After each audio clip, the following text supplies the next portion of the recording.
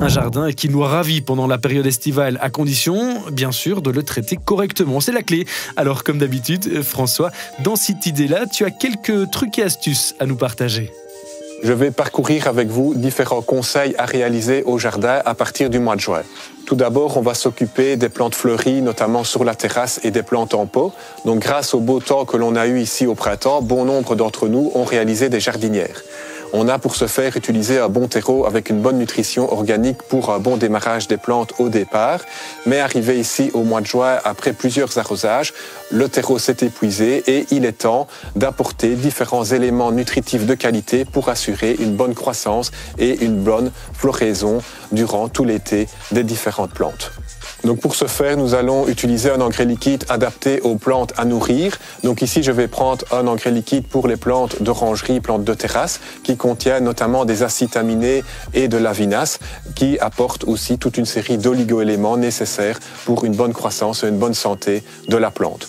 On va diluer cet engrais liquide avec l'eau d'arrosage à raison de 5 à 10 ml par litre d'eau et appliquer environ une fois par semaine. Une fois notre solution nutritive prête, on va l'appliquer à l'aide de l'arrosoir sur l'ensemble du pot le plus homogènement possible.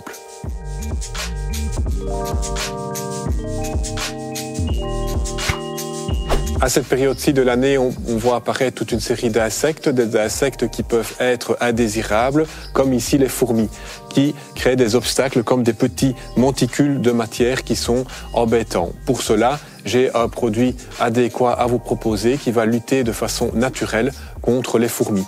Donc il suffit d'appliquer le produit directement sur l'insecte ou le placer sur le lieu de passage. Donc la molécule va être appliquée dans ce cas-ci directement sur les fourmis. Donc la particularité, c'est que la matière active naturelle est englobée dans une micro-encapsulation. Cette pellicule permet au produit d'être moins sensible à la lumière et permet aussi d'avoir une durée d'action prolongée de quelques semaines. Ensuite, le produit peut être véhiculé par l'insecte pour anéantir jusqu'au nid le nuisible. Il lutte également contre tout ce qui est rampant comme les cafards, les poissons d'argent, les punaises ou encore les blattes, mais peut aussi s'appliquer contre les mouches, les moustiques ou encore les guêpes. On cherchera alors à privilégier la surface, le lieu de passage où la matière active va rester efficace. Il suffit alors d'asperger les insectes ou le lieu de passage, donc on veillera à appliquer environ 10 pressions par mètre.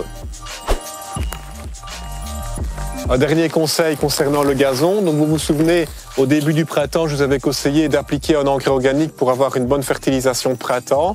Ici, maintenant, avec le mois de juin, il est temps d'appliquer la deuxième fertilisation pour avoir un gazon suffisamment dense, bien épais, qui va résister au piétinement et à la sécheresse éventuelle de l'été.